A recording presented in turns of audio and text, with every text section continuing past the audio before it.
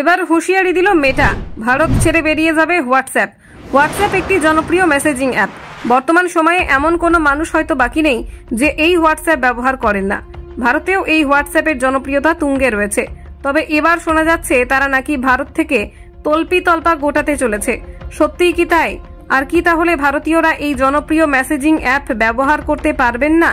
তাহলে বিশদে জানতে চোখ রাখুন আজকের এই প্রতিবেদনটির ওপর।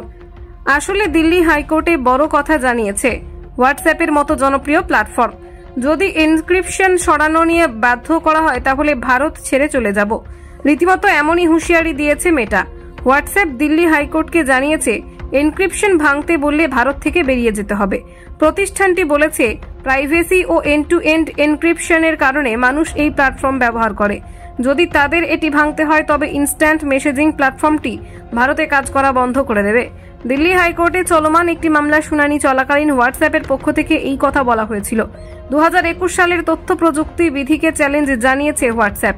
এখানে বলে রাখা জরুরি, 2021 সালের ফেব্রুয়ারি মাসে ইনফরমেশন টেকনোলজি রুল 2021 ঘোষণা করেছিল কেন্দ্র। কেন্দ্রের তরফে সেই সময় বলা হয়েছিল এক্স, ফেসবুক, ইনস্টাগ্রাম, হোয়াটসঅ্যাপের মতো সমাজ মাধ্যমগুলিকে নতুন নিয়ম মেনে চলতে হবে। প্রয়োজনে চ্যাট অনুসরণ করে কোনো ভাইরাল তথ্যের উৎস সন্ধান করতে হবে।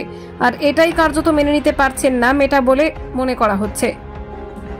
সহজ ভাষায় ব্যবহারকারীদের মেসেজটি ট্রেস করে জানতে বলা হয়েছে কে প্রথমবার মেসেজ পাঠিয়েছেন।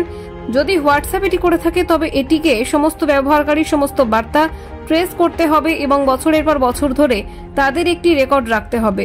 হোয়াটসঅ্যাপে তেজস কারিয়া প্রধান বিচারপতি মনমোহন ও বিচারপতি মনপ্রীত প্রীতম সিং অরোরার বেঞ্চকে বলেন, একটি প্ল্যাটফর্ম হিসেবে আমরা বলছি যদি আমাদের এনক্রিপশন ভাঙতে বলা হয় তবে হোয়াটসঅ্যাপ ভারত ছেড়ে বেরিয়ে যাবে।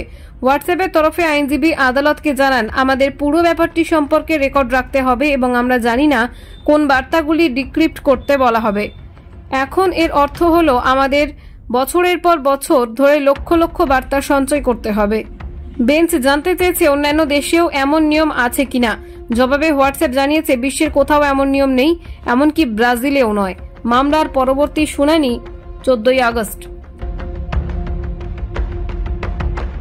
রয়েছে আরো খবর, আর এই খবরের আপডেট পেতে আপনারা সাবস্ক্রাইব করুন এই চ্যানেলটিকে।